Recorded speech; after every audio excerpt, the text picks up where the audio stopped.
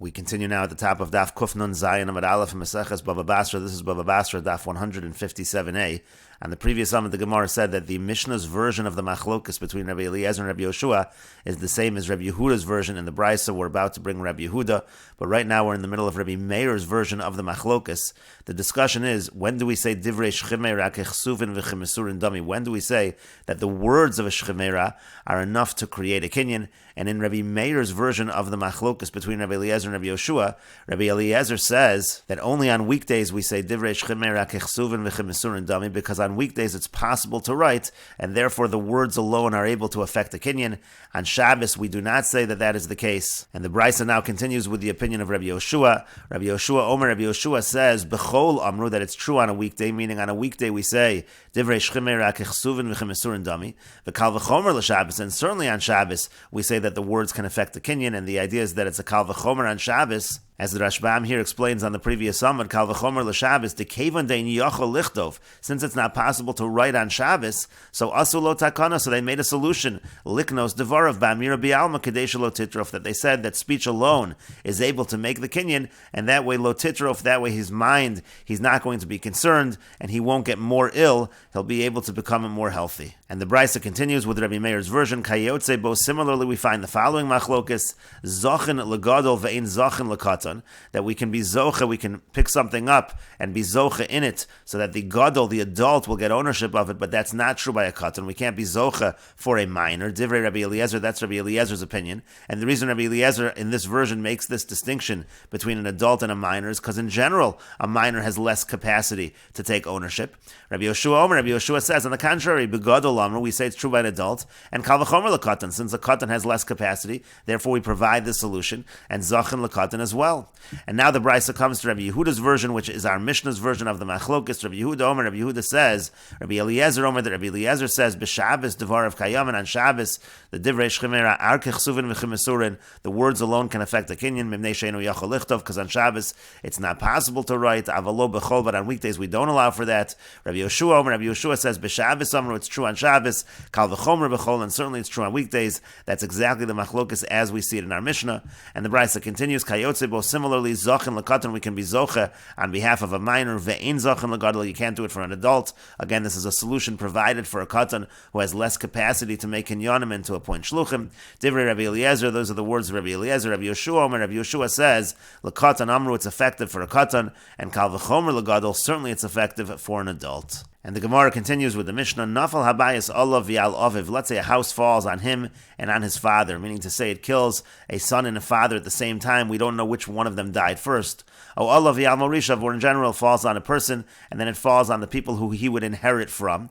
V'haisa Olav Ksubas Isho Balchov, and this son, he has debts, he has to pay the ksuba of his wife, he has a creditor that he owes money to, and so the question is, if he had no money, but he might have inherited money, so did he inherit that money, and therefore the estate goes for the Ksubas Isha, it goes for the Balchov, or do we say no, really he died first, and so therefore the father's money, the father's estate goes to the other heirs, and the Balei Chov, the creditors, the Ksubas Isha, that's not able to be collected. And the Mishnah continues, Yorshei ha'av omrim, the heirs of the father, they say, haben meis rishon, that the son is the one who died first, v'achar kach meis ha'av, and then the father died, and therefore the heirs are going to get the father's estate, and the creditors will get nothing from the son. Ubalei ha'chov omrim, but the creditors, they say, ha'av meis rishon, that the father died first, and therefore the son inherited the father, v'achar kach meis haben, and then the son died, and therefore the creditors, they're able to collect. So what do we do in this situation? And the Mishnah says it's a machlokas tanoim. Beis Shammai omrim, Beis Shammai say yachloka, we divide it. We have to split it in a situation because it's a situation of doubt. Beis Hillel omrim, but Beis Hillel say nechasim b'cheskasim, that the property remains in whatever chazaka they were. Meaning to say, in this case, the property was in the possession of the father, therefore it remains with the father, and the heirs of the father are the ones who inherit the estate. And the Gemara says, Tanan Hassam, we learned in a Mishnah over there, this is a Mishnah later on, Hamalves Chaveru Bishtar, if somebody lends money to his friend with a document, Govim in Chasim Mishubadim, so the halach is that the creditor can collect even from property with a lien on it. Let's say the borrower had property, and then the borrower sold that property, the creditor is able to collect that property. But Al Yedei Edom, let's say there is no document, let's say they were just witnesses at the time of the loan, so then Govim in Chasim B'nei Chorin, then the creditor is only allowed to collect from free property, he cannot collect from property that has a lien.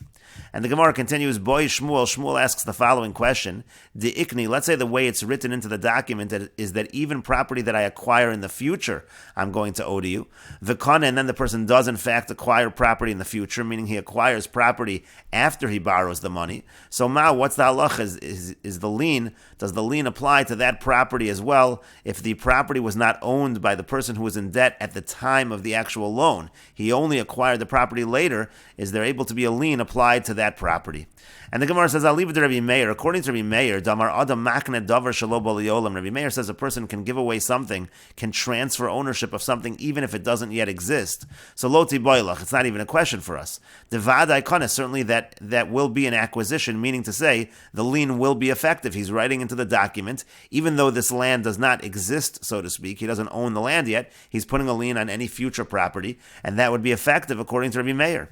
Elakiti Boilach, rather, when should it be a question for you? I'll leave it to Rabbanan. It's a question according to the Rabbanan. The Amri Ein Adam Makne Davar Shelo Bo Liolam. The Rabbanan say you're not able to transfer property that does not yet exist. So will this lien apply to future property or not? And the Gemara continues, Amar Rav Yosef. Rav Yosef says, Tashma, come in here the following proof. And this is from a Mishnah in Ksubis. The Mishnah is discussing a situation where the lender actually sells property to the borrower after he lent money to the borrower. And the Chachamim's opinion is, V'chachamim omrim, the Chachamim say, Zehaya Pikeach, this was smart, this was a good move by the lender, Shemachar lo es hakarka, that he sold him this land, Mimnei shu yachol l'mashken olav, because now he can take this land as collateral. And so it seems from this Mishnah, even though the borrower acquired this land after the loan, there is still a lien upon the land. But the Gemara says that's no proof at all to our question. Amar le Rava, Rava said to him, Mineiko Amar, you're saying from him, in this case the lender is not taking the collateral from some buyer, from a lokeach who bought the land from the borrower. He's taking it from the borrower himself. He's taking it minei. He's taking it from him. Minei, when you're collecting from him, when you're collecting from the borrower, afilu miglima dal kaspe, even from the cloak that's on his shoulder, he's able to collect. You can collect from anything that's owned by the borrower. That's not relevant to our question. Ki kami boilan, what are we asking? De ikni kana umachar. We're talking about a situation where he says anything I acquire in the future there's going to be a lien on, and then he acquires property and then sells that property. Or de ikni kana v'horish, or let's say, again, he says anything that I acquire in the future there should be a lien, and he indeed acquires property, but then he dies, and then there are yarshim, there are people that inherit that property. The question is the lien effective in that situation? Can the creditor collect the property in that situation? What's the halacha in such a case? And the Gemara says, Amar Rav Chana says, Tashma, come in here and prove from our Mishnah. In our Mishnah, what's the situation in our Mishnah? You have a case where a person owes money, and then Nafal Habayis Allah Vial Aviv, and then a house falls on him, and then on his father. We don't know which one died first, or Allah Vial Morishav, it falls on him, and it falls on those that he's going to inherit from. V'haizal of Ksubasishu, Balchov, and he has debts, he has to pay a Ksuba, he has to pay creditors. And so Yorshi Ha'av Omrim, the heirs of the father, they say, Haben Meis Rishon, that the son died first, therefore he did not inherit the property. V'yachar kach Meis Ha'av, and then the father died, and therefore they should inherit the property. U'balei Chovos Omrim, but the creditors, they say, Ha'av Meis Rishon V'chulu, they say that the father died first. And what are the creditors actually saying? The creditors are saying that the father died first, and therefore the son inherited this property, and of course the son inherited the property after the loan was made, or after the debts were incurred, and yet we're saying there's a lien on the property because then the son died, and apparently they're claiming they can even collect from the heirs of the son.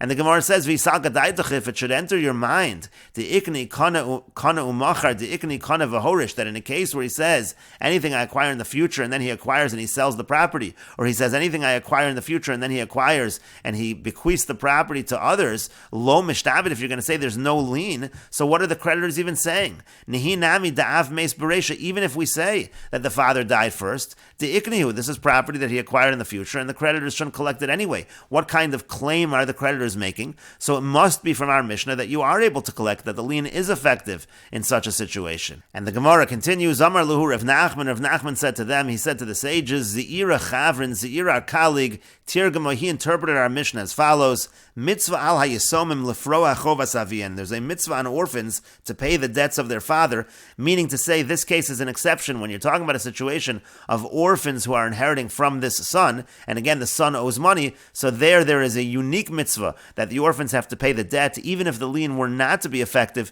they would still be responsible, assuming again that the son had inherited that property. But the Gemara says that's not really true. Maskeflo Rav Ashi asks as follows: Milva al pehu. In this case, it was not a loan with a document; it was an oral loan. V'Rav Shmuel da'amri tarvayu, and Rav and Shmuel, they both say milva al peh, that when it comes to a loan that's a milva al peh, where there's no document, eino gova lo min hayorshin v'lo min halakuchos. You don't collect that. You don't collect that from heirs. You don't collect that from buyers, and so therefore the yisomim, the orphans, they don't have that obligation to pay this debt. And we will continue with this discussion in the next video on Daf Kuf Nun Zayin Amid Beis.